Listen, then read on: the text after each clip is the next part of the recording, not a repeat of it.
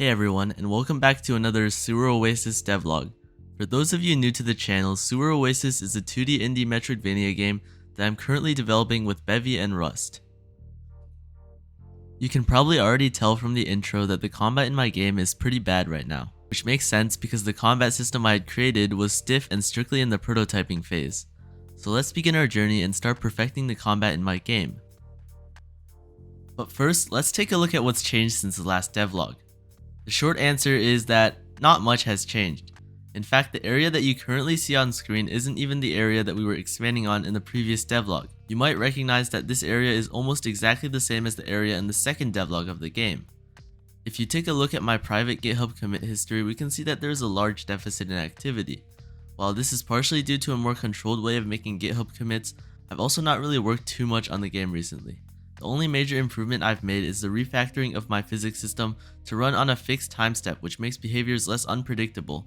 It also makes for a more robust game on all types of hardware, and this change has also introduced several complications, but I've mostly fixed those.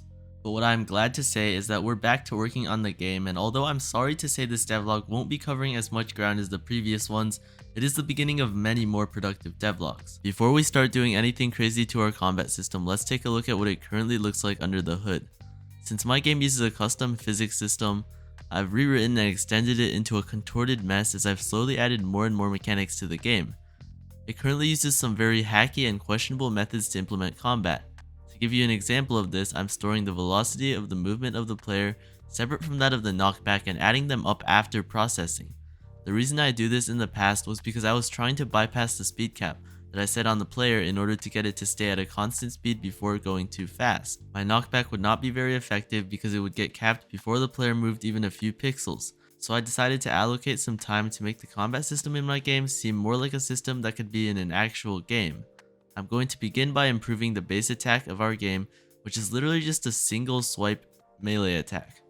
Of course, we can't create a good combat system without drawing some comparisons from games that I consider to have a good combat system. I'm going to start out by comparing my attack to the one in Hollow Knight, which I believe is a great example of combat that is simple to use but also has a relatively high skill cap within the game.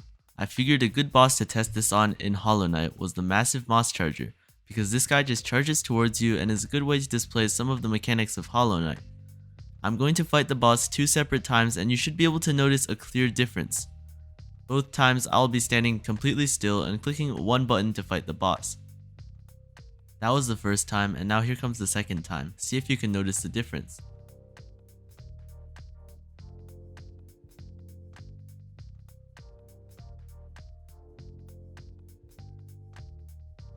It probably didn't take you too long to notice that the player was taking knockback the second time, but it had no knockback the first time. This is because I was wearing a charm in the first fight called Steady Body, which disables knockback for melee attacks. Some other things that you might have noticed was that the sword slashes within the second fight were much larger, and that I also used some uppercut attacks to optimize and quicken the death of the boss. The point that I'm trying to make is that the controls and gameplay within a game should maintain fluidity and smoothness within the different progressions and customizations of a game, because this makes the game much more interesting and replayable. The boss that we just fought was able to be fought 2 times with completely different experiences. And there are a lot more bosses within Hollow Knight that also get easier with the right charms. And you can see that I have more collision errors. And my particles aren't spawning for some reason. I decided to turn a blind eye to these minor bugs and to focus on my combat system again. Ultimately, I want to introduce lots of weapons to my game that can be used differently to generate unique player experiences. My game is a Metroidvania, but not in the traditional way. While other Metroidvanias allow progression through unlocking new abilities, all of my game's progression will be based around forging your path through the world with different weapons, and again, generating unique player experiences by using these weapons to complete boss fights or traverse the world in a different way. But for my vision of this game to succeed, we have to first perfect the base combat of our game, so let's get to work. The first thing that I noticed about Hollow Knight's combat was the animation felt really smooth while mine felt extremely jagged and hard to control. After looking at a slowed down side by side of my game and Hollow Knight, I came to the conclusion that the reason Hollow Knight felt so smooth was that the knockback was linear and contained no acceleration. You might not be able to notice too much, but my knockback contained acceleration, and for this reason it was less satisfying and felt harder to control. When you were fighting in my game, it seemed like the player was walking on ice. Although this is not the sole reason that Hollow Knight has really good combat, this is the first thing that I'm going to fix in my game. You might not be able to notice just from the video, but it definitely feels a lot smoother to control on my end. Although this could just be a placebo effect from being used to Hollow Knight's controls or just having tinkered with the existing controls in my game a little bit too much. It's interesting that removing acceleration could have such an impact on the smoothness of a game. If you actually take some time to observe the gameplay in Hollow Knight, you will notice that there's a lack of acceleration throughout the entire game. Most of the physics in the game are accomplished through setting the velocity of an object to a constant value instead of the traditional way of applying forces or adding to the velocity. Yet even with such simplistic controls and physics, Hollow Knight is one of the most popular Metroidvanias and easily a game with some of the greatest game feel I've ever experienced. Right now my combat doesn't seem very elegant, and this is partly because I only have one animation that makes up all of the combat in my game.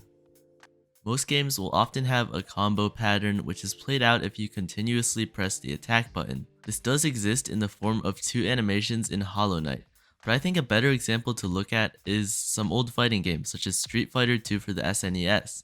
The combos in this game are very complicated, but for sake of simplicity, I think I'll only use 2 or 3 animations for my game.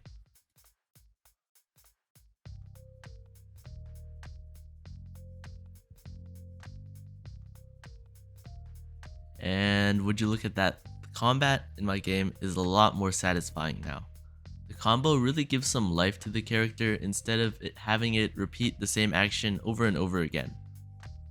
Trust me, it might look a little bit okay on screen, but when you actually play the game, you realize how lackluster one animation is, especially if the animation itself doesn't seem too satisfying. I did improve the anatomy of my animations a little bit so that they would seem more satisfying. Now it's time for everybody's favorite part of polishing a game, adding particles.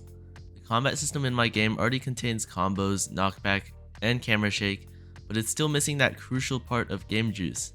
I won't add a death animation in this video, but it's something I will definitely work on in a future devlog.